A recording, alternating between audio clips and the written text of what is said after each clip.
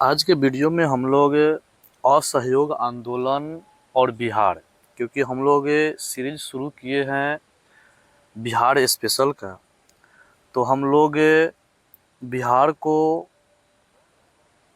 प्रत्येक बिंदु से जो है जानने का प्रयास कर रहे हैं।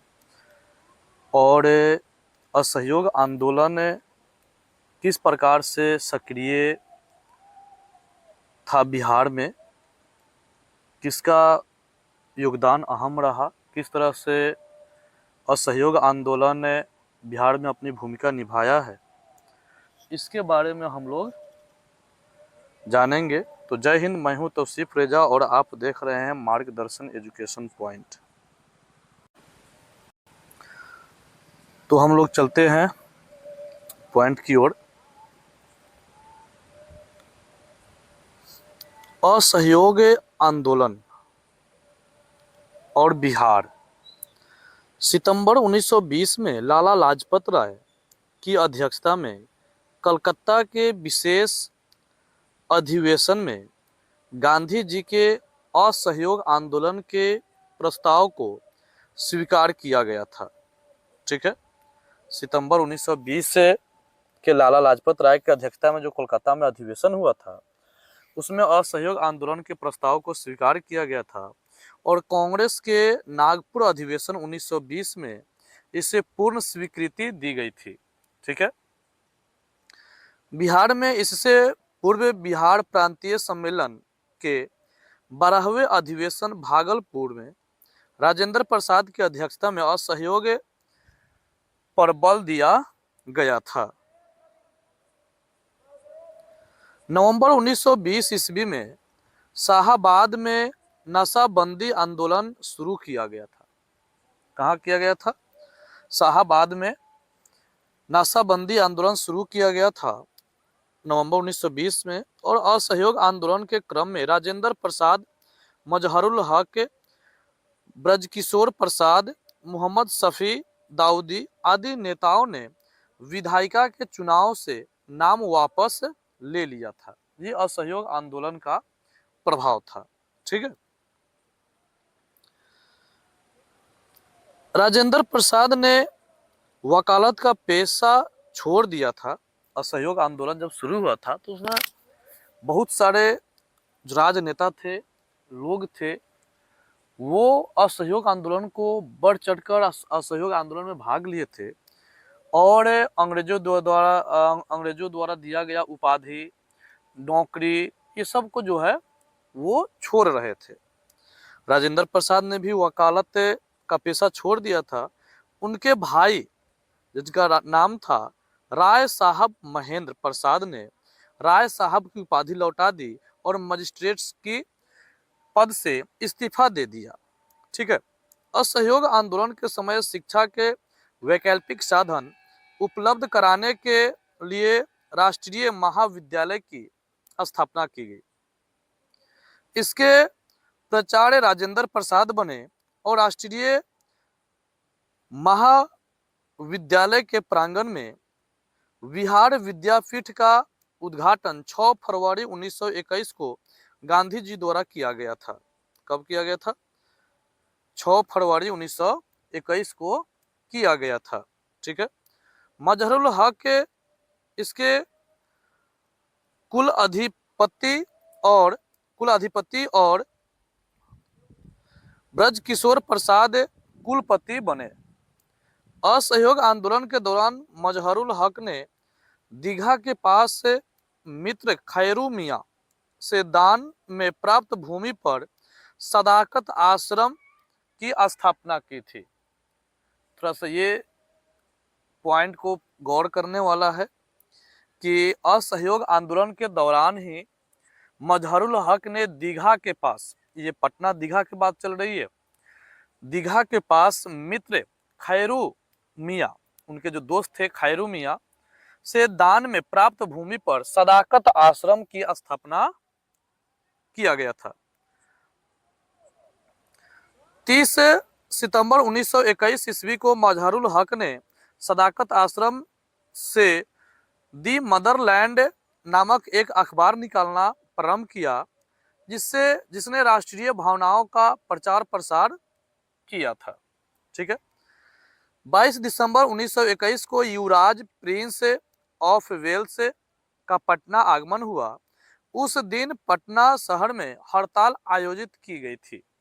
22 दिसंबर 1921 को युवराज प्रिंस जब ऑफ वेल्स जब पटना आए थे तो उस समय जो है उस दिन क्या किया गया था, हड़ताल किया गया था।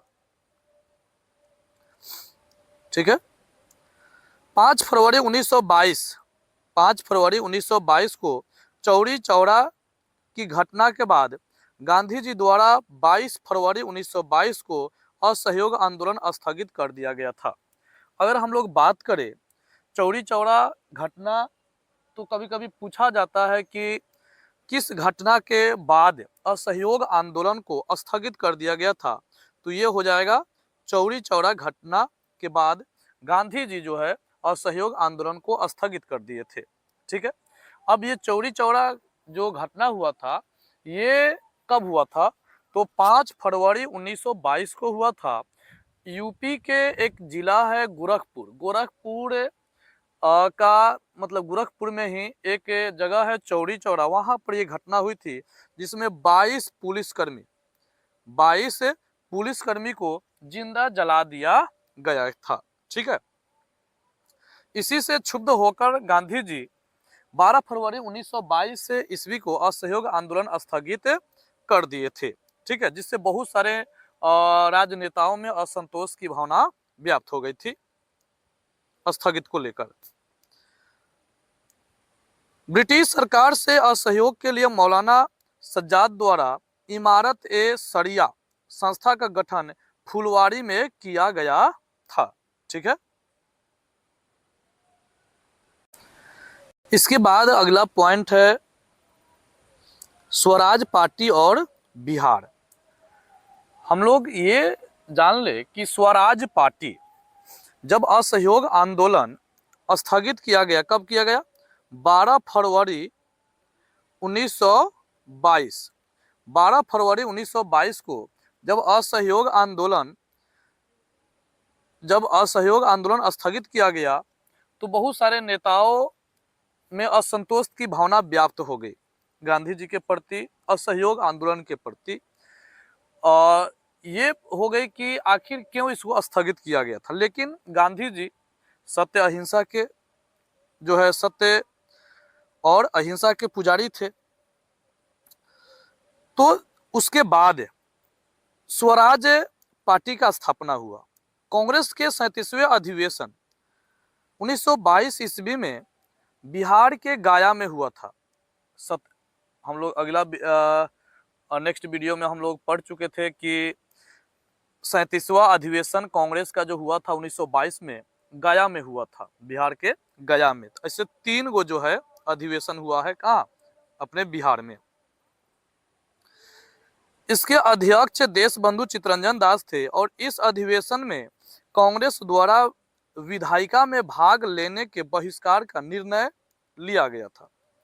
चित्तरंजन दास मोतीलाल नेहरू आदि विधायिका में प्रवेश के पक्ष में थे। उन्होंने मिलकर 1923 में स्वराज पार्टी का गठन किया। अगर पूरा कहा जाए तो 1 जनवरी 1923 को स्वराज पार्टी का गठन किया गया था। ठीक है। बिहार में फरवरी 1923 में स्वराज पार्टी का गठन हुआ। ये बिहार की बात है, ध्यान रखिएगा। ठीक है। श्री कृष्ण सिंह इसके प्रमुख नेता थे स्वराज पार्टी के। बिहार में अगर बात चल रही है तो बिहार में फरवरी 1923 में स्वराज पार्टी का गठन हुआ था और इनके जो प्रमुख नेता थे वो क्या थे, कृष्ण सिंह थे, श्री कृष्ण सिंह थे। बिहार में स्वराज पार्टी के प्रथम अध्यक्ष श्री नारायण प्रसाद एवं सचिव अब्दुल बारी थे। ठीक है। ठीक है। एक और बात हम लोग जान ले कि स्वराज पार्टी का उद्देश्य वही था जो कांग्रेस पार्टी का उद्देश्य था। दोनों का उद्देश्य था स्वराज प्राप्ति, ठीक है, लेकिन रास्ते दोनों के अलग अलग थे, ठीक है। स्वराज पार्टी का जो हमने स्थापना बताया, ये बताया कब, 1 जनवरी 1923 को, 1 जनवरी 1923 को। और इसके जो अध्यक्ष बनाया गया था वो देशबंधु चित्तरंजन दास, और इसमें मोतीलाल नेहरू सहयोगी भी थे, ठीक है। लेकिन जब देशबंधु चित्तरंजन दास जी का निधन हो जाता है तो ये स्वराज पार्टी पंगु बन जाता है और धीरे धीरे पतन की ओर अग्रसर हो जाती है। आगे अगर हम बात करें कि स्वराज पार्टी का जो प्रथम अधिवेशन हुआ था, ये हुआ था इलाहाबाद में। कहाँ हुआ था? इलाहाबाद में मार्च 1923 में जो है ये अधिवेशन हुआ था, ठीक है। तो ये भी ध्यान रखिएगा। आज के लिए हम लोग इतना ही रहने देते हैं। जय हिंद, जय भारत।